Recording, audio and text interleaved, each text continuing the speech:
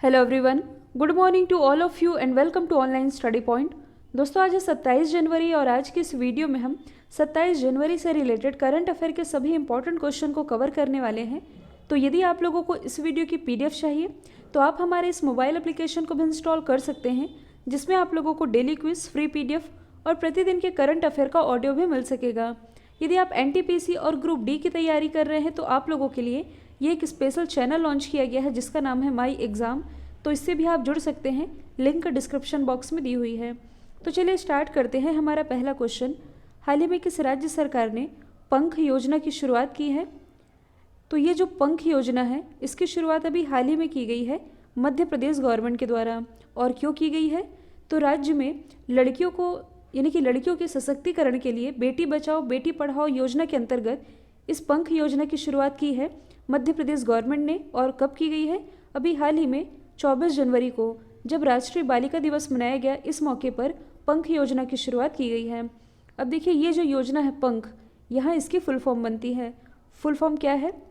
तो P for protection, A for awareness, N for nutrition, K for knowledge, H for health. यानी कि लड़कियों के प्रोटेक्शन मतलब कि सुरक्षा के बारे में, इसके बाद अवेयरनेस मतलब कि उनके अधिकारों के बारे में इन्हें अवेयर यानी कि जागरूक करने के लिए, एन फॉर न्यूट्रिशन मतलब कि इन्हें पोषण प्रदान करने के लिए, ज्ञान यानी कि नॉलेज प्रदान करने के लिए और इनके स्वास्थ्य के प्रति अवेयर करने के लिए इस पंख अभियान की शुरुआत की है मध्य प्रदेश गवर्नमेंट ने। तो आप मैप में देख सकते हैं मध्य प्रदेश की लोकेशन, ये भारत के बीचों बीच स्थित है, इसलिए इसे भारत का हृदय प्रदेश। सोयाबीन का सर्वाधिक उत्पादन ये मध्य प्रदेश में ही होता है, जिसके कारण इसे सोया स्टेट कहते हैं। सर्वाधिक नेशनल पार्क ये मध्य प्रदेश में ही है। इसके अलावा टाइगरों की सबसे ज़्यादा संख्या ये मध्य प्रदेश में है, इसके कारण इसे टाइगर स्टेट के नाम से भी जाना जाता है। तो इसके उपनाम कौन कौन से हैं? टाइगर स्टेट, सोया स्टेट और हृदय प्रदेश। इसके अलावा इसकी राजधानी है भोपाल, जहां भारत का पहला गार्बेज क्लिनिक स्थापित किया गया है, मतलब कि ई कचरा क्लिनिक। मुख्यमंत्री है शिवराज सिंह चौहान, राज्यपाल है आनंदीबेन पटेल, मुख्य न्यायाधीश है मोहम्मद रफ़ीक। इंपॉर्टेंट नेशनल पार्क की यदि बात की जाए तो पेंच, पन्ना, सतपुड़ा, वन विहार, कान्हा, ये सभी नेशनल पार्क स्थित हैं मध्य प्रदेश में ही। इसके अलावा जो बांधवगढ़ टाइगर रिजर्व है ये भी चर्चे में रहा है। और क्यों चर्चे में रहा है?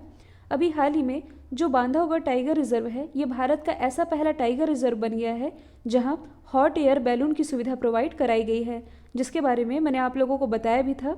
गायों के संरक्षण के लिए काऊ टैक्स लगाने वाला भारत का पहला राज्य ये मध्य प्रदेश बना है। इसके अलावा जानवरों के लिए विश्व का सबसे बड़ा अंडरपास ये मध्य प्रदेश में ही बनाया गया है, जो कि पेंच राष्ट्रीय उद्यान के बीचों बीच से होकर के गुजरता है। हाल ही में अंतर्राष्ट्रीय सीमा शुल्क दिवस ये कब मनाया गया है, यानी कि इंटरनेशनल कस्टम डे? तो ये भी हाल ही में मनाया गया है 26 जनवरी को, जब भारत ने अपना 72वां रिपब्लिक डे सेलिब्रेट किया। इसी दिन अंतर्राष्ट्रीय सीमा शुल्क दिवस भी मनाया गया है। अच्छा, ये दिवस मनाया क्यों जाता है? मतलब कि ये दिवस मनाए जाने का पर्पस क्या है? तो सीमा शुल्क अधिकारियों और एजेंसियों की भूमिका को पहचानने के बारे में ये दिवस मनाया जाता है। अब यदि हम अदर ऑप्शन को डिस्कस करें तो 25 जनवरी को क्या मनाया गया है? नेशनल वोटर्स डे यानी कि राष्ट्रीय मतदाता दिवस और नेशनल टूरिज्म डे यानी कि राष्ट्रीय पर्यटन दिवस। जबकि जो अंतर्राष्ट्रीय पर्यटन दिवस है ये मनाया जाता है 27 सितंबर को। 24 जनवरी को मनाया गया है नेशनल गर्ल चाइल्ड डे यानी कि राष्ट्रीय बालिका दिवस, जबकि अंतर्राष्ट्रीय बालिका दिवस ये मनाया जाता है 11 अक्टूबर को। 23 जनवरी को नेताजी सुभाष चंद्र बोस जी की 125वीं जयंती मनाई गई और इसे पराक्रम दिवस के रूप में मनाया गया है। तो ये भी आप याद रखेंगे। आप लोगों के लिए ये जो रेलवे की स्पेशल ई बुक है, जिसमें कि आप लोगों के लिए 7600 वन लाइनर क्वेश्चन है, 5000 जीके के, 1600 साइंस के और 1000 करंट अफेयर के क्वेश्चन वन लाइनर फॉर्मेट में कवर कराए गए हैं। ये पीडीएफ हिंदी में है, जो कि आपके रेलवे एग्जाम को ध्यान में रख करके तैयार की गई है। इसे आप परचेस कर सकते हैं, लिंक डिस्क्रिप्शन बॉक्स में दी हुई है। हाल ही में किस राज्य ने सार्वजनिक यात्री वाहन में जीपीएस और पैनिक बटन ये लगाना अनिवार्य कर दिया है? तो ये अनिवार्य किया गया है छत्तीसगढ़ गवर्नमेंट के द्वारा, ताकि जो पैनिक बटन है इससे मुसीबत में सहायता मिल सके, जीपीएस जिससे कि उस वाहन की लोकेशन ट्रैक की जा सके। कहने का मतलब ये है कि इस सुविधा के माध्यम से वाहनों की निगरानी ट्रैक की जा सकेगी और इसके लिए ट्रैकिंग डिवाइस व कमांड सेंटर बनाया जाएगा छत्तीसगढ़ गवर्नमेंट के द्वारा। और सभी यात्री वाहनों में जीपीएस और पैनिक बटन लगाना अनिवार्य किया है छत्तीसगढ़ गवर्नमेंट ने। आप मैप में देख सकते हैं, अभी जो हमने मध्य प्रदेश के बारे में डिस्कस किया था, मध्य प्रदेश से लगा हुआ है छत्तीसगढ़। यदि हम बात करें छत्तीसगढ़ की, राजधानी है रायपुर, मुख्यमंत्री भूपेश बघेल, राज्यपाल है अनुसुईया उइके, मुख्य न्यायाधीश है PR Ramachandran Menon, national park है इंद्रावती कांगेर, गुरु घासीदास और अचानक मार वाइल्ड लाइफ सेंचुरी, ये भी स्थित है छत्तीसगढ़ में ही। यदि आप करंट से रिलेट करेंगे तो कुछ समय पहले ही नीति आयोग के द्वारा जो आकांक्षी जिलों की लिस्ट जारी की गई थी, इसमें छत्तीसगढ़ का बीजापुर ये रहा था टॉप पर, और छत्तीसगढ़ के ही अंबिकापुर में भारत का पहला गार्बेज कैफ़े स्थापित किया गया है। और अभी कोरोना काल के समय जब पूरे भारत में लॉकडाउन लगा था, उस दौरान ई लोक अदालत का आयोजन करने वाला भारत का पहला राज्य ये छत्तीसगढ़ बना, जबकि वर्चुअल कोर्ट का आयोजन करने वाला भारत का पहला राज्य ये उत्तर प्रदेश है। तो दोनों में आप कंफ्यूज नहीं होइएगा। हाल ही में पुर्तगाल के दोबारा से राष्ट्रपति कौन बने हैं? तो पुर्तगाल के दोबारा से राष्ट्रपति ये बन गए हैं मार्सेलो रेबेलो डिसूजा। यदि हम बात करें पुर्तगाल की, जो कि यूरोपीय कंट्री है, तो यूरोप मैप में ये जो आप छोटा सा देख रहे हैं ये है पुर्तगाल। इसकी कैपिटल है लिस्बन, करेंसी है यूरो। देखिए जो स्टार फुटबॉलर हैं क्रिस्टियानो रोनाल्डो, ये पुर्तगाल से ही बिलोंग करते हैं। कई बार एग्जाम में ये भी पूछा जाता है कि इबेरिया देश ये किसे कहते हैं? तो इबेरिया देश ये पुर्तगाल, और इसके बगल में ये जो आप देख रहे हैं स्पेन, इसे ही कहते हैं इबेरिया कंट्री। यदि आप देखेंगे तो ये जो है पुर्तगाल, पुर्तगाल के जस्ट बगल में है स्पेन, जो कि यूरोप महाद्वीप के अंतर्गत आता है, और इधर जो आप देख रहे हैं अफ्रीका महाद्वीप के अंतर्गत ये है मोरक्को।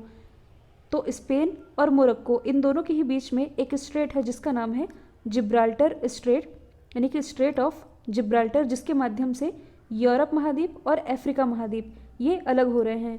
तो ये भी आप याद रखेंगे। यदि हम अदर ऑप्शन को डिस्कस करें तो हाल ही में जो सदर जापारोव है ये किर्गिस्तान के राष्ट्रपति बने हैं। जोको विडोडो ये इंडोनेशिया के दोबारा से राष्ट्रपति बनाए गए हैं। देखिए जो मार्सेलो रेबेलो डिसूजा है ये पुर्तगाल के दोबारा राष्ट्रपति बने हैं, और इसी पुर्तगाल के दोबारा से प्राइम मिनिस्टर कुछ समय पहले ही बनाए गए हैं एंटोनियो कोस्टा। जर्मन वॉच के ग्लोबल क्लाइमेट रिस्क इंडेक्स 2021 में कौन सा देश पहले स्थान पर रहा है? ये रिस्क इंडेक्स कहने का मतलब ये है कि किस देश में तूफान, बाढ़, हीट वेव, इन सभी के कारण कौन सा देश सबसे ज़्यादा प्रभावित रहा है? तो सबसे ज़्यादा प्रभावित रहा है मोज़ेम्बिक, मतलब कि इस रिस्क इंडेक्स में पहले स्थान पर रहा है मोज़ेम्बिक, और अपने देश भारत की रैंकिंग इसमें रही है 7वीं। तो सबसे पहले आप मैप में देख सकते हैं मोज़ेम्बिक की लोकेशन, ये है अफ्रीका महाद्वीप। मोज़ेम्बिक ये अफ्रीका महाद्वीप का ही एक हिस्सा है।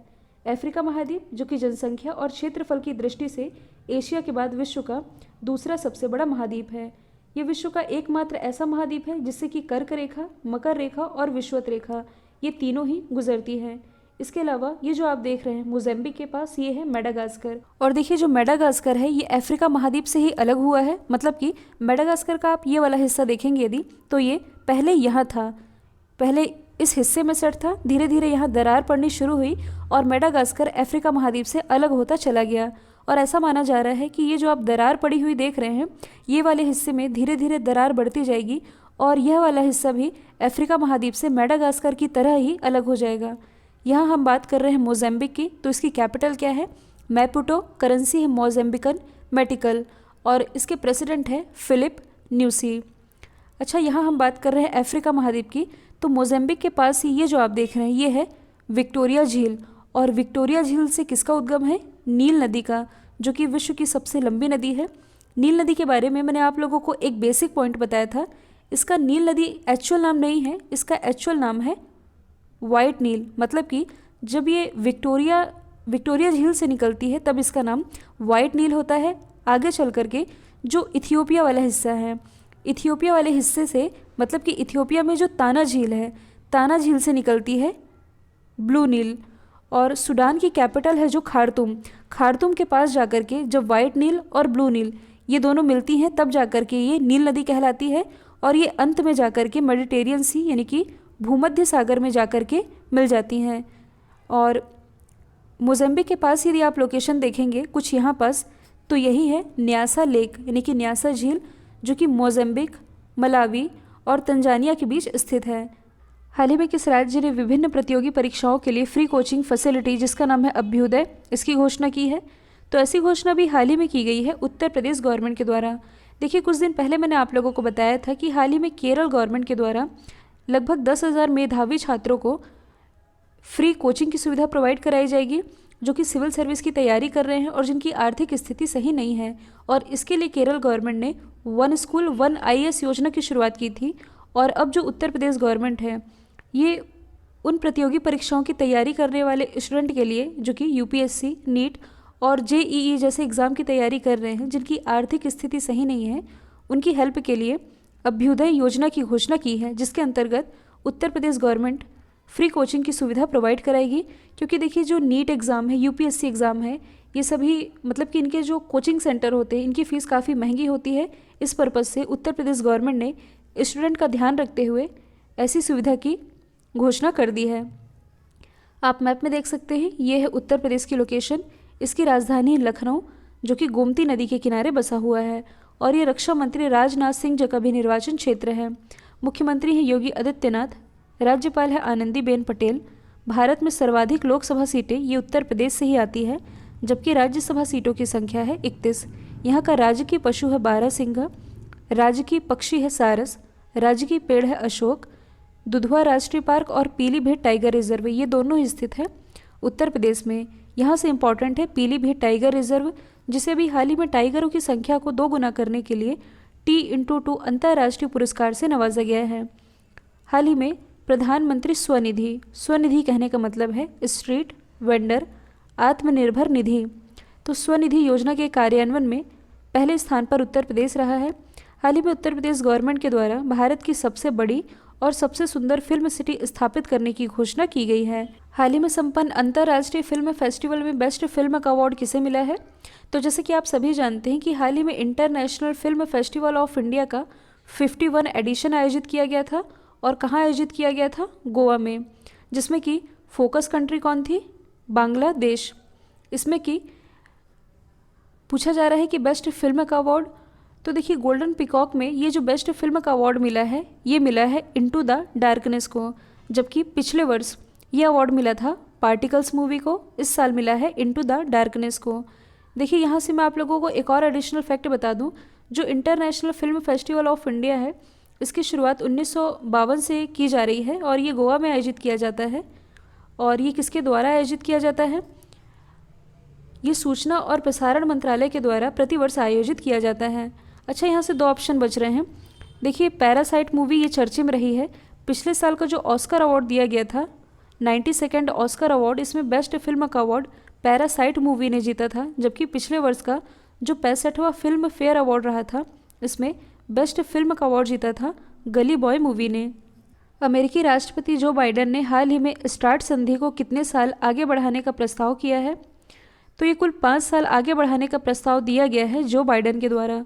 अब यहाँ जो टर्म लिखा हुआ है स्टार्ट, इसका क्या मतलब है? तो इसकी फुल फॉर्म बनती है ST for strategic, A for arms, R for reduction, T for treaty.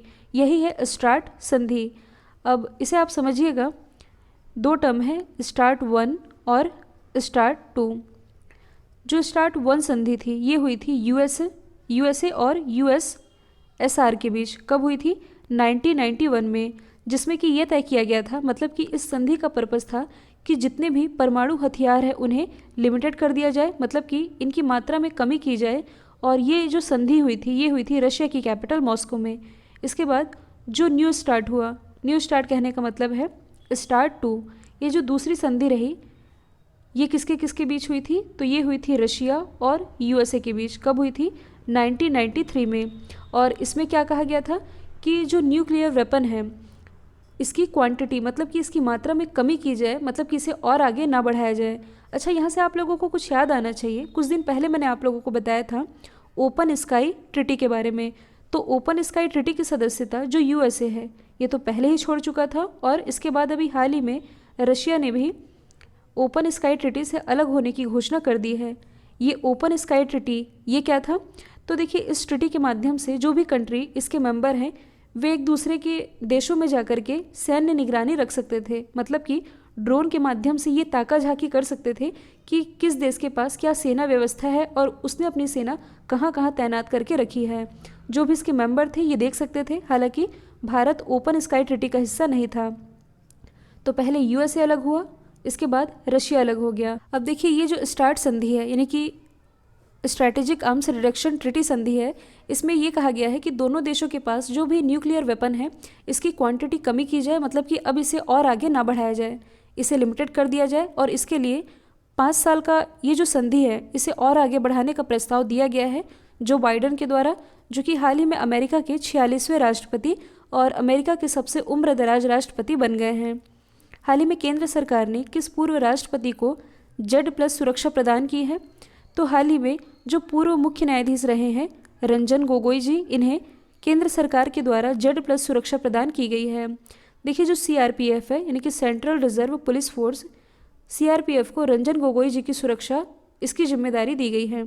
जो SPG है, SPG कहने का मतलब है स्पेशल प्रोटेक्शन ग्रुप, तो स्पेशल प्रोटेक्शन ग्रुप की सुरक्षा के बाद Z+ सुरक्षा भारत की सर्वोच्च सुरक्षा कैटेगरी है।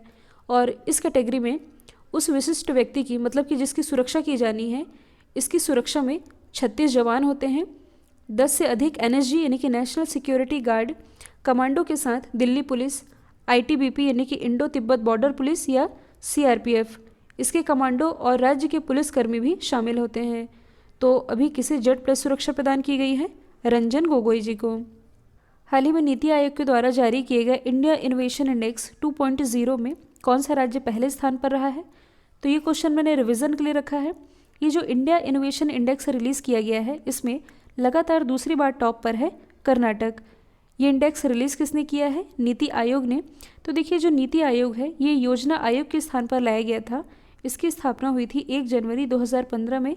इसके जो अध्यक्ष होते हैं ये होते हैं भारत के प्राइम मिनिस्टर, मतलब कि नरेंद्र मोदी जी हैं नीति आयोग के अध्यक्ष। इसके उपाध्यक्ष कौन है? तो ये हैं राजीव कुमार। इसके अलावा इसके जो CEO हैं इनका नाम है अमिताभ कांत।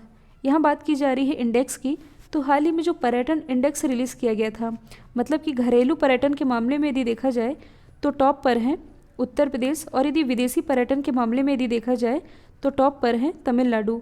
घरेलू पर्यटन और विदेशी पर्यटन कहने का मतलब है कि सबसे ज़्यादा विदेशी भारत के किस राज्य में घूमने आए हैं? तो तमिलनाडु में। और सबसे ज़्यादा भारत के लोग भारत के किस राज्य में घूमने गए हैं? तो उत्तर प्रदेश में। हाल ही में नीति आयोग के द्वारा ही जो स्कूल एजुकेशन क्वालिटी इंडेक्स और हेल्थ इंडेक्स रिलीज़ किया गया, इसमें टॉप पर रहा था केरल। कल जो मैंने आप लोगों से सवाल पूछा था इसका राइट आंसर था डगलस एमहॉफ, जो कि कमला हैरिस के हस्बैंड है।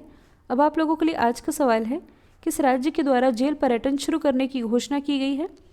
तो इसका जो भी आंसर है कमेंट बॉक्स में बताइएगा।